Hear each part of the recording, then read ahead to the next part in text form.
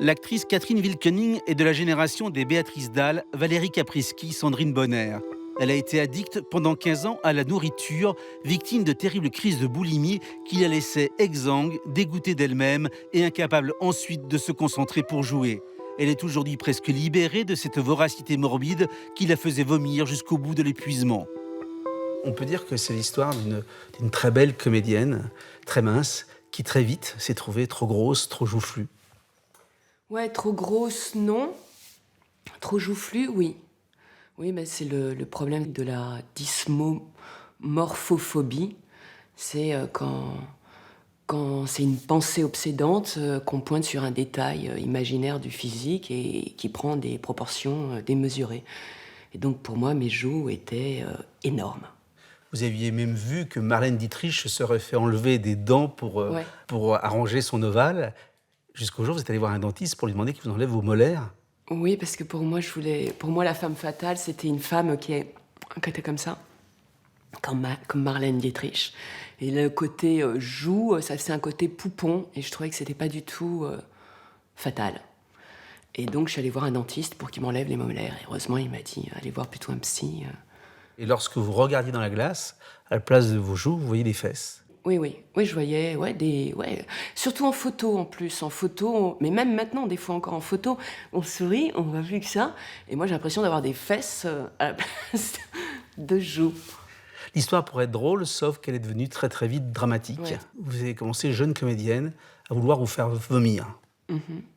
C'est se remplir, se vider. Toute boulimie crève en règle générale, enfin moi en tous les cas, ce que j'idolâtrais c'était les anorexiques. Parce que les anorexiques ne mangent pas. L'anorexie, ce sont des gens c'est absence de désir, perte d'appétit, alors que boulimique, c'est faim de bœuf. Donc, faim de bœuf. Vous dites souvent de truie dans votre livre. Oui, on se prend pour un porc. C'est des femmes qui sont orgiaques, c'est des femmes... le sous-titre de mon livre s'appelle « Parcours d'une vorace ». C'est vraiment... c'est des femmes qui bouffent... à la fois, c'est des femmes qui sont pleines d'énergie, parce qu'il faut une putain d'énergie pour avaler et engouffrer toute la journée des monticules de choses, et souvent ensuite les rejeter. Qu'est-ce que vous mangiez en particulier ? Moi, j'aimais bien les trucs sucrés. C'était assez doux. En fait, c'est tous les trucs qui sont interdits. Hein. Le truc le plus marrant, c'est de manger tout ce que les gens s'interdisent, qui est gras, qui est...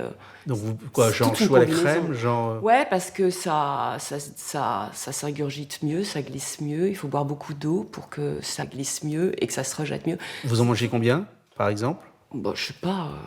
Je pouvais en manger, 10, les vomir et refaire une autre boulangerie, en remanger 10, les revomir, et ensuite aller au McDo, et jusqu'à ce que je m'épuise, jusqu'à ce que j'ai plus d'énergie, plus de force. Au moment où vous mangez, si on vous enlève le gâteau que vous mangez, vous avez l'impression que vous allez mourir. Ouais, je suis prête à tuer surtout. Oui, ça déclenche des violences extrêmes, quoi. Oui, c'est comme si on m'enlève... Mais est-ce que vous mangez devant les autres ou en cachette ? Non, c'est que en cachette. Non, le truc, c'est que devant les autres, on ne doit pas montrer qu'on est faillible, on ne doit pas montrer qu'on est un être orgiaque, un être monstrueux. Donc on se tient bien, on a toutes les... On s'habille bien, on se fait joli. L'apparence extérieure est très importante parce qu'on se trouve tellement monstrueuse à l'intérieur qu'il faut surtout pas que les gens décèlent qu'on est un monstre. Et tout ça, évidemment, est suivi de séquences de dégoût absolu de soi et de culpabilité immense. C'est pas suivi, c'est pendant, quoi. Au début, la première bouchée est jouissive et apaisante, et vraiment... La deuxième bouchée, on a compris qu'on allait tomber dans le cercle infernal, parce qu'à chaque fois, on pense que c'est la première fois. Enfin, on ne sait pas forcément qu'on va faire une boulimie. Et après, on commence à sentir qu'on commence à être addict. Vomir, on se délivre de ce poids énorme, où on est comme une grosse truie, on n'arrive même plus à marcher. Mais au moment où on vomit, on se traite comme la vomissure, quoi. On est aussi abject que ce qu'on vomit, quoi. Ça a duré combien d'années ? Ça a duré 15 ans. Et il faut dire que ce sont des épreuves physiques terribles pour le corps, et qu'à chaque fois, vous sortiez effectivement un peu rouge, un peu bouffi, avec... Oui, ça laisse des séquelles, quoi. Vous dites même que vous refusiez de porter des vêtements rouges. Oui. Ouais, parce que je trouvais que ça me donnait des rougeurs sur le nez, là.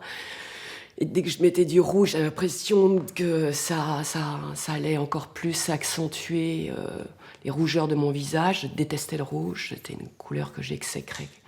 Et maintenant, c'est une couleur que j'adore, quoi. On imagine que la boulimique est une femme plutôt forte, alors que vous êtes restée pendant toutes ces années de boulimie extrêmement mince. Oui, oui, j'ai toujours été mince, j'ai toujours fait ce poids.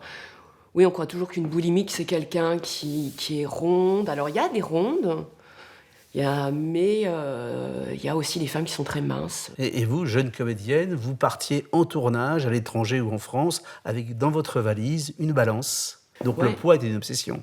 On est boulimique si le poids, les régimes, les kilos sont une obsession constante. Si la volonté suffit à arrêter une frénésie d'engouffrer, eh ben à ce moment-là, on n'est pas boulimique. Vous voyez un morceau de chocolat, ça devient quelque chose de... Oui, c'est une obsession, c'est une manière de masquer ses souffrances. C'est comme quelqu'un qui se scarifie. La douleur physique permet de couvrir une douleur psychologique ou des souffrances intérieures qu'on est incapable à gérer. On pourrait presque dire que vous défonciez la nourriture. Oui, pour moi, pendant 13 ans, j'ai vécu avec un homme qui était héroïnomane et on partageait la même addiction. Enfin, lui, il était héroïnomane, moi, j'ai été addict à la bouffe, c'est à peu près pareil, oui. On se défonce, je me défonçais à la nourriture. Il y en a qui bouffent du canigou, il y en a... Bon, je suis jamais allée jusqu'à manger la nourriture de mon chat, mais... Vous racontez une scène absolument terrible. Vous êtes dans une caravane, vous allez tourner dans 1 heure, et vous avez une crise de boulimie qui vous prend. C'est l'enfer. Ouais, c'est un moment où... Bon, ça s'est produit peu de fois, parce qu'après, j'étais juste incapable de gérer mon jeu de comédienne et d'assurer absolument sur scène. Donc c'est en plein tournage, et donc je résiste, jusqu'à ce que tout d'un coup, en fait, je vais jusqu'à la table régie.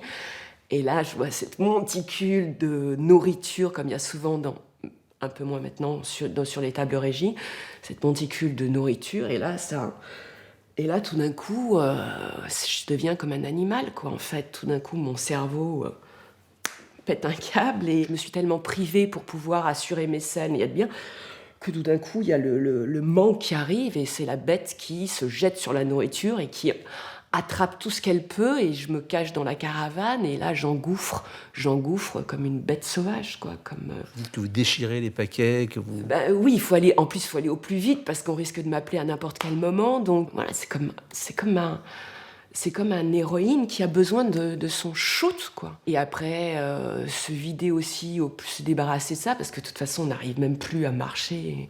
On n'est plus apte